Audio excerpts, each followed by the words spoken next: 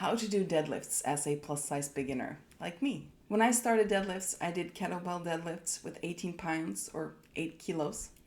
Now I've progressed. This is my latest video from just a couple of days ago. I'm lifting 143 pounds. That's 65 kilos. Really proud of myself, and this is my favorite exercise, and I hope it will be yours as well.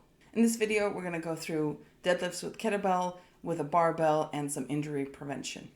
Let's get started. Just to be clear, I am not a doctor or a physiotherapist or a personal trainer. I've been training for 6 months.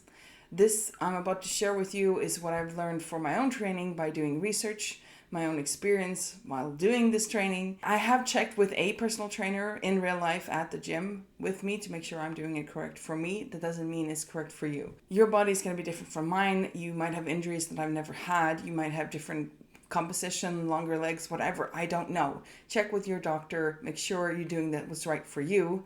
That's my disclaimer. Now let's get into it. I chose to start with a kettlebell that had a handle at a good height, which is a great way to start. So start there. First thing we're going to do is get into position with our feet. And as a plus size beginner, we are not going to do the regular deadlift. We're going to do something called a sumo deadlift.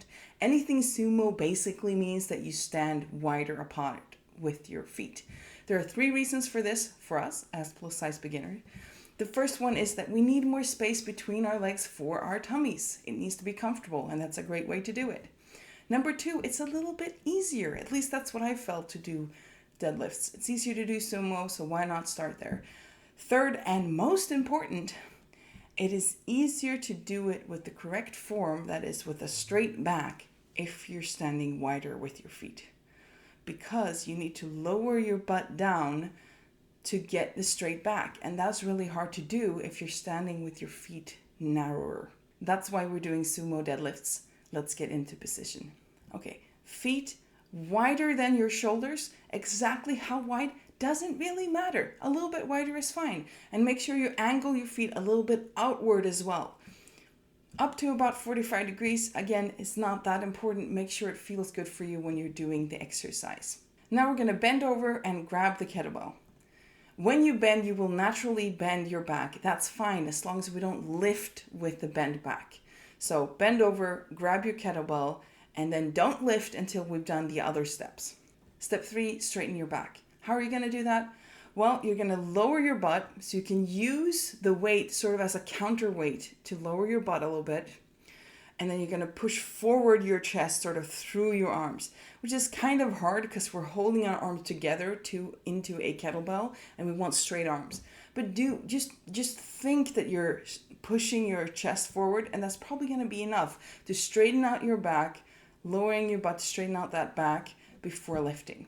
Now, before we lift, most important step, take a breath and tighten around your spine. You are going to use your stomach muscles to save your back, to make sure everything is correct and nothing gets hurt. Activate these muscles, keep that straight back, and then we're going to stand up. And as we stand, we're going to drive our hips forward. Once we're done, once we're standing up, the kettlebell is dangling between our legs, pretty much. That is the correct position. You're good. Trust me. Now we're not down there because we need to put it back down as well. Again, keep tensing, keep a controlled movement. Do not just drop it. Controlled way down as well as we put the kettlebell back on the floor. And that is the movement. Make sure when you do the lifts that your feet are stable on the ground. You do not want to lean forward on your toes. You don't want to lean too much back on your heels. You need to be stable as you do this exercise. And that is what we're going to train when we do this. We want to train controlled movements. We're stable, we're balanced, we're activating our cores, tucking in tummies, whatever we need to do to make sure that we're activating and safe with our backs. We're going to do straight backs. We're going to push chest forward when we get into position, and then we're going to hold it as we do the exercise. Now you know how to do a kettlebell deadlift. Excellent. Let's move on to the barbell deadlift. Okay, you got your barbell.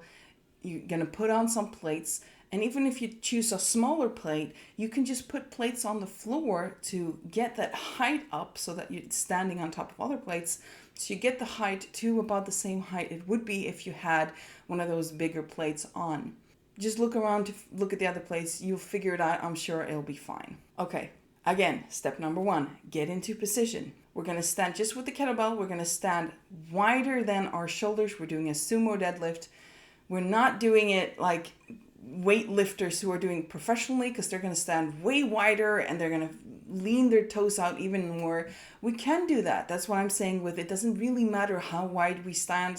When you're doing it professionally, they're standing really wide. I prefer not to do that because I'm afraid I will drop the plates on my toes. So I'm standing a little bit less wide, and that works out fine for me. We're going to lean over, which is fine to have a bent back when we lean over, as long as we straighten it, which is, of course, the next step. So grab the bar, and where to hold it also doesn't matter that much. With the kettlebell, we were holding it tighter.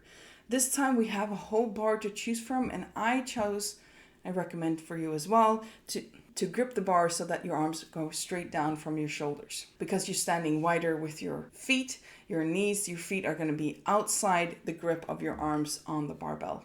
That's how we're doing the sumo deadlift.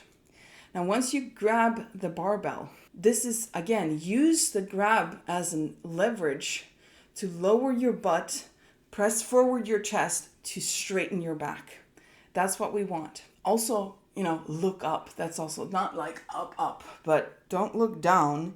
Look forward, or at least sort of tilt it a little bit. Don't look straight down. That's going to help you, because if you're trying to up your head, it's also helping you straighten your back, which is really good. Now, before we lift, the same thing. We are going to tighten the muscles around our spine, and we're going to support the spine, our back, as we do the exercise.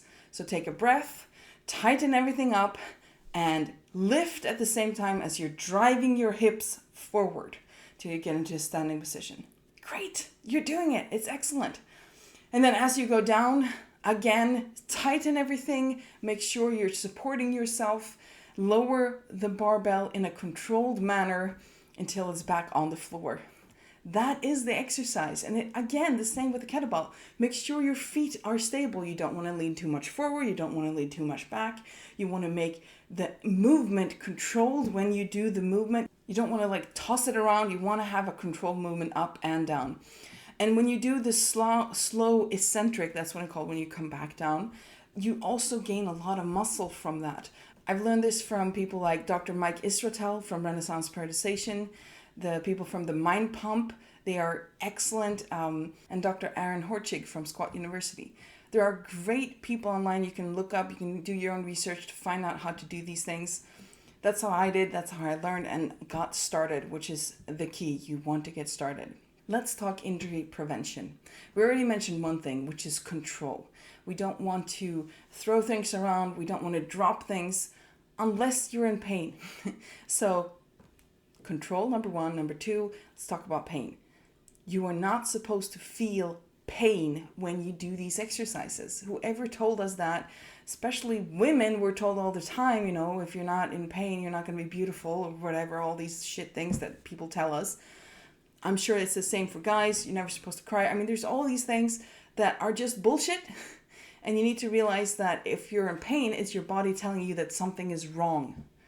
So if that happens, stop. And if you're in the middle of an exercise, drop it. It's okay. You're hopefully standing on a platform where they have these special floors. It's what they have at gyms. It'll be fine. And even if you don't, it's better to let the thing break than to let you break. Right?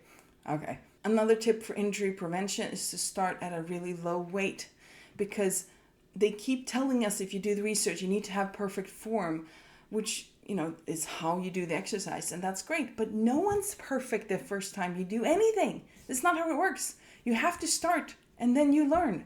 So make sure you start at a really low weight so that you can learn to do it perfectly. So you can start and do the exercise and not get an injury while you're learning it. The other thing is that you need to, when you progress, do it in incremental steps. And this is called, in strength training, it's called progressive overload. Which means that you don't, every time you go to the gym, you don't up the weight. You don't do lots of more reps every time. That's repetitions. You do small steps, and you might not do them every time. You might do them every week. An example of what that might look like is and this is what I recommend for you, start by doing 3 sets of 10 repetitions. And between the sets, you rest. You rest about 2 minutes. And especially with deadlifts, I recommend finding somewhere to sit. And you'll notice this once you start training, because you're activating your core and you're using your back and your butt and everything.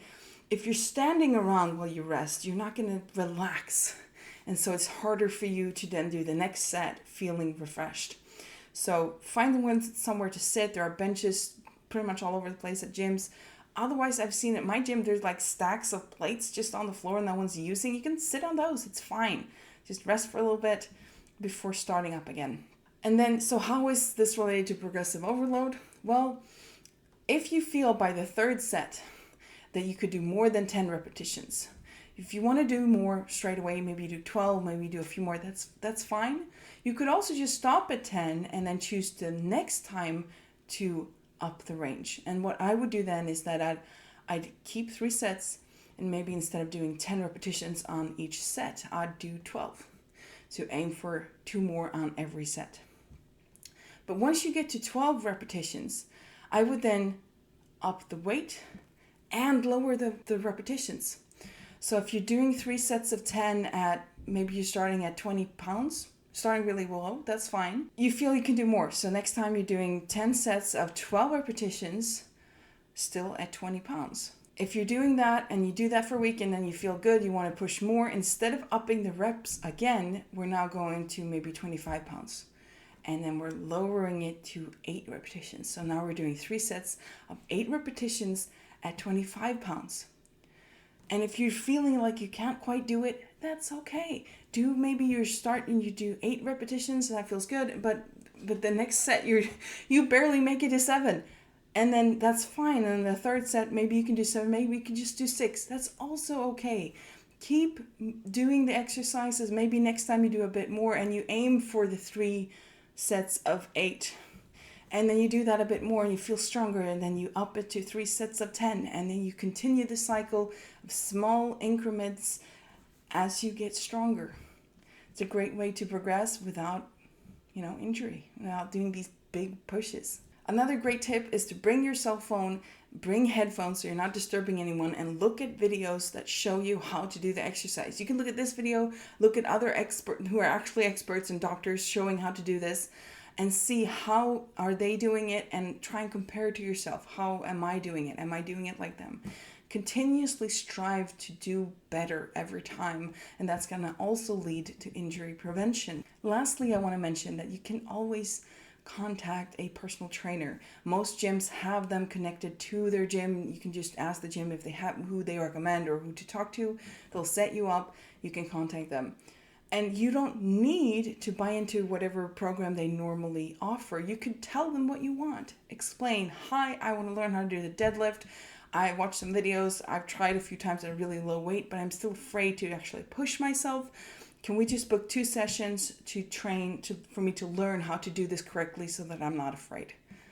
And that's fine. And they'll probably be happy to do that with you. And if they're not, pick someone else, because someone's going to want to help you, I'm sure. I did something similar just last month. I trained for 4 months without a personal trainer.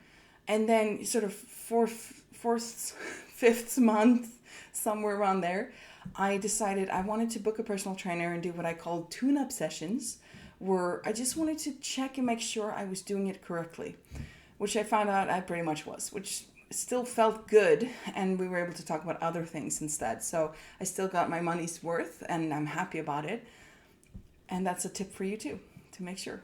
I got no more tips for injury prevention, but I want to mention 2 other things. The first one is, I mentioned pain already. If you have pain while doing the exercise, stop immediately. That's a signal from your body.